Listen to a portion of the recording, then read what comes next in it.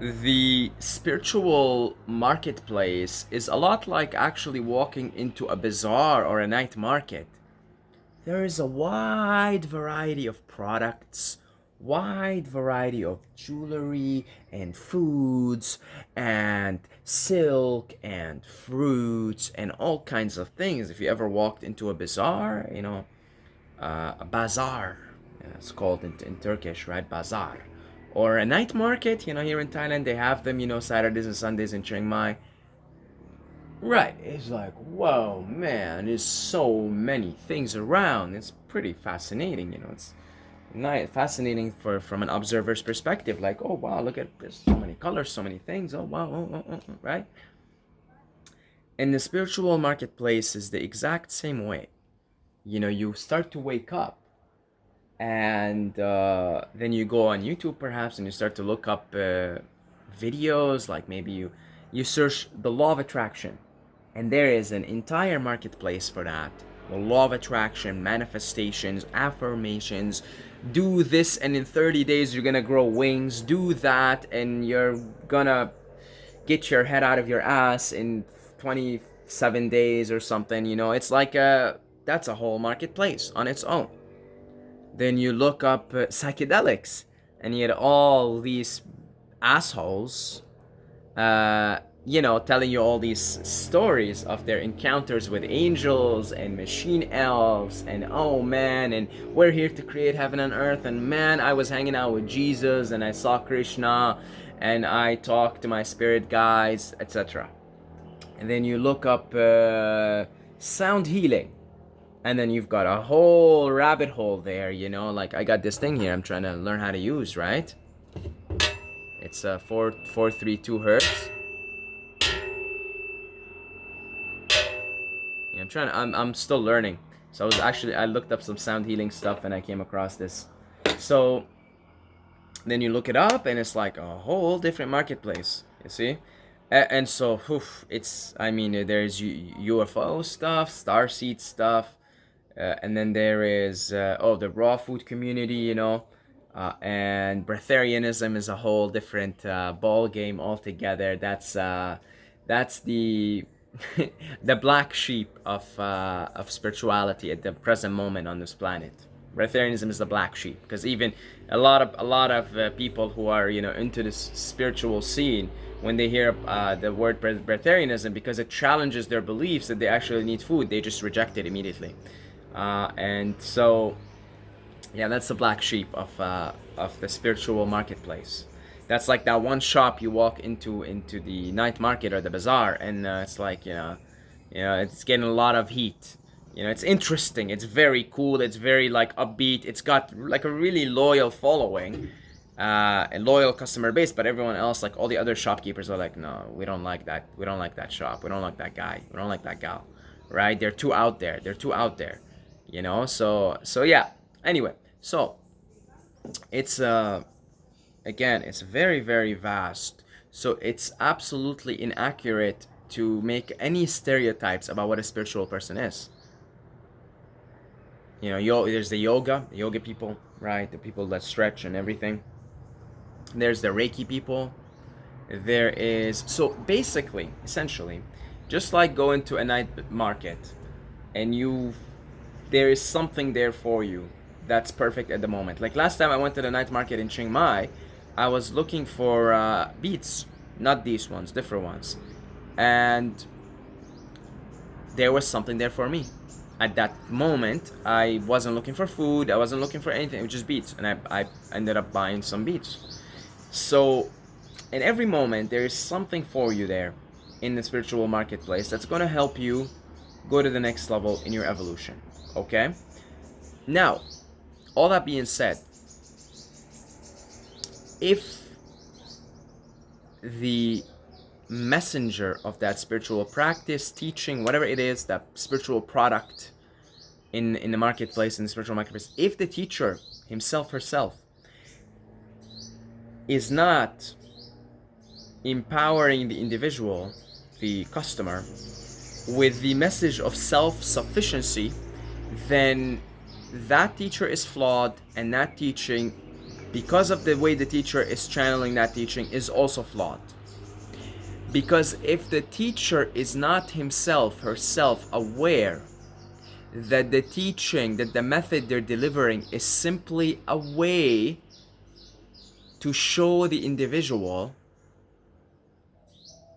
what their potential is, who they are as a self-sustaining, self-sufficient awareness, then the teacher himself, herself either does not realize it for themselves, and that's the more likely scenario, or realizes it, but they've gone on some kind of a power trip, or they found this way of providing the service too profitable and they want to hook you. They can do it a lot of times unconsciously. They want to hook you to their method, to their way, to their teaching, thus never empower you enough to be on your own. If the teaching, if the product, the spiritual product does not, the teacher does not empower the individual, does not give them the tools to be on their own, the teacher is flawed, which makes the teaching flawed. Even though the teaching can be pure if the teacher understands it better, but both are flawed. And there are some teachers out there who get some certain knowledge, certain method that they have, and it works for them, and they can give it to others, and they can see that it works for others, and then they will hook the customer. Let's say they will hook the customer on it instead of liberating them, giving them the tools and say, look, we're working with each other for a little bit of time now, but and I have to let you go, because you are it. You're self-sustaining. See, I got most of my teachings from psychedelics. Psychedelics have been my teachers here. Now, why is it that I put my full trust in psychedelics? I put my full trust in psychedelics. I would say the closest human teacher that I have is Ram Dass. He's my most revered teacher. He's the one I really resonated with, still resonate with, and I pay very close attention to him and his opinion because I value it. For the most part, I received, the majority of my teachings via psychedelics. 4 years of hardcore experimentation with psychedelics. But I've put my full trust in them because I trusted these teachers are showing me that I'm self-sufficient. And eventually, they told me, okay, it's time for you to walk on your own. I trusted enough in the process. I trusted enough in the teacher. Because when I first started to listen to these teachers, I felt such great, genuine love. They want me to be on my own. They want me to realize my true essence. These teachers, these plant teachers, that I put my full trust in them. And I said, you guys are not here to scam me. You're not out here to hook me. You're not out here to make me believe that you are God, as opposed to you're just showing me what God is, showing me my true essence, my true nature. And I put my full trust in them, and eventually they said, all right, it's time for you, it's time for we've taught you enough. Now you're on your own. You don't need us. You don't need any of this. You don't need anything for that matter.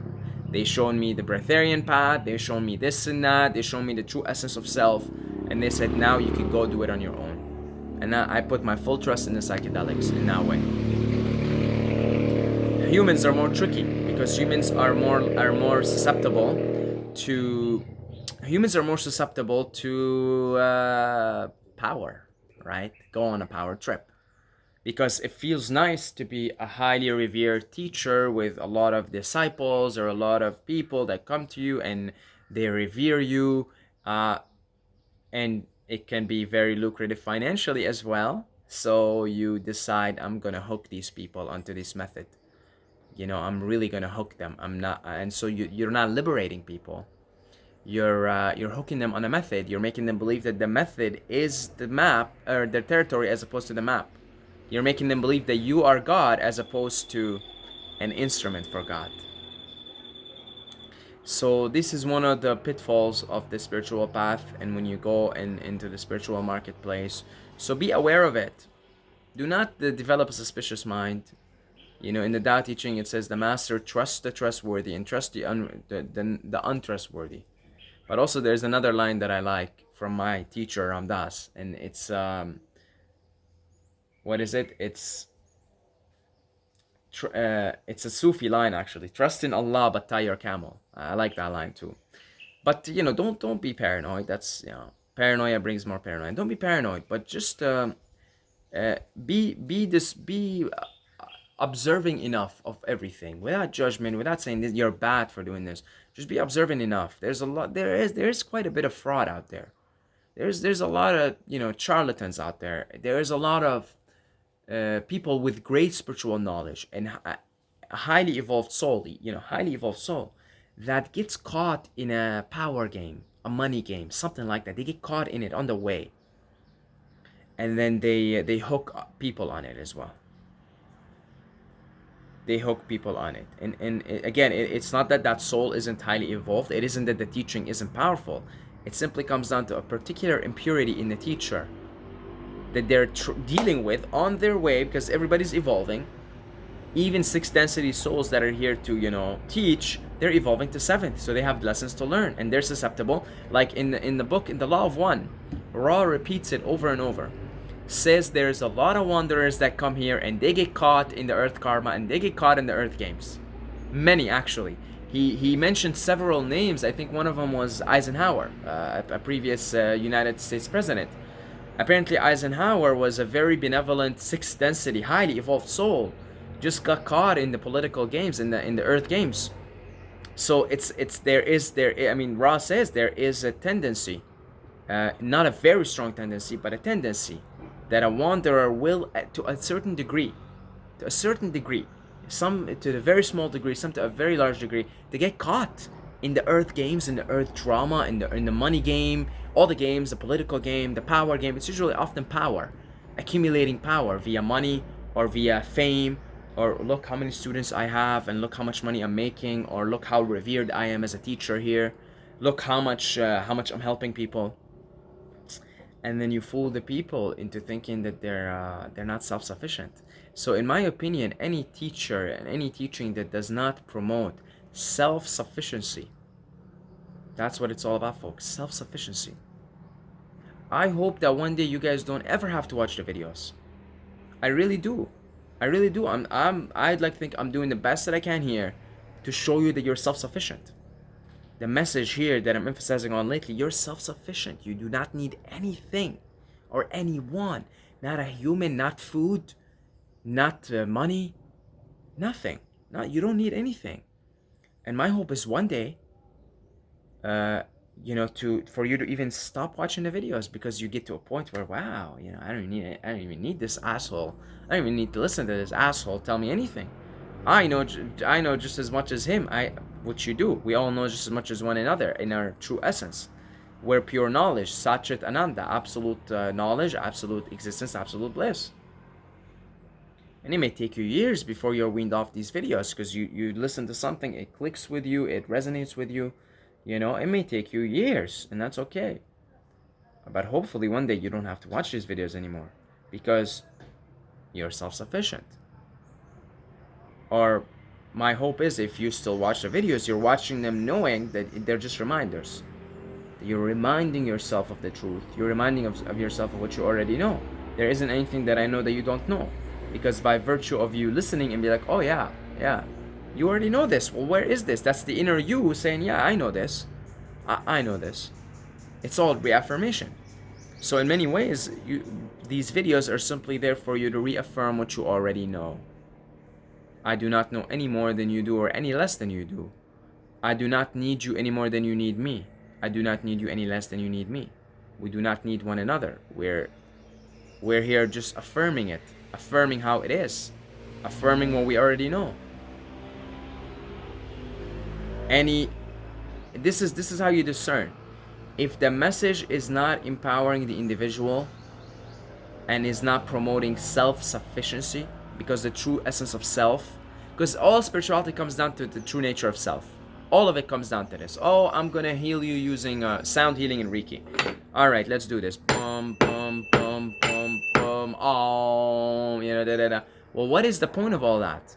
The point of all that is for you to get in a certain place, certain state of consciousness, a certain level of awareness where you're like, this is blissful. Oh, that's nice. I'm whole, I'm perfect. That's the point of any spiritual practice, any spiritual teaching, any spiritual method. is to get you to that place. I followed the psychedelic long enough for it to take me to the place that told me you're totally self-sufficient. You gotta stop taking psychedelics now, and you gotta stop eating for that matter. See, it took me so far into self-sufficiency. That's why I trusted these teachers, because from the get-go, the message was self-sufficiency, and that's how you discern. That's how you discern a teaching. That's how you discern a teacher. That's how you discern. Is it promoting self-sufficiency? Am I feeling empowered as an individual? Am I feeling more realized as my true self? Because the most important question you can ask yourself in spirituality, in the spiritual path, who am I? The Ramana Maharshi's famous inquiry. Who am I? And so the nature of self, all spiritual practices and methods ultimately lead to the nature of self. And I'm here to tell you, the nature of self is self-sufficient, whole, perfect, eternally peaceful, eternally calm, eternally joyful. Satchit Ananda, absolute knowledge, absolute bliss, absolute existence. That's the nature of self. So we're getting past the bullshit now. If the teaching promotes that message, if it is empowering the individual, but if you're going to some sound healer and the sound healer keeps healing you and you're forever healing with the sound healing, you're forever healing, it's like, well, there's a good chance they just want your money at that point, and they want to, feel like they're helping people. At some point, the healing has to occur, and you have to be able to walk on your own. So if the teacher's purpose isn't to empower the individuals for them to walk on their own, then there is an impurity in that teacher. And so you take whatever teaching, and then you hopefully walk on your own. It all ultimately leads to that, okay? So, these are just some of the pitfalls. Very, very easy to fall into. There's a lot of teachings out there. Some are purer than others. It has to do with the teacher, their level of awareness, and if they have been caught in some earth karma. Because most teachers are truthfully well-meaning, and most of them are wanderers, starseeds, here to help, primarily on a mission. And most of them are well-meaning, but I totally understand how easy it is to get caught in the earth karma, in the earth game, in the power game.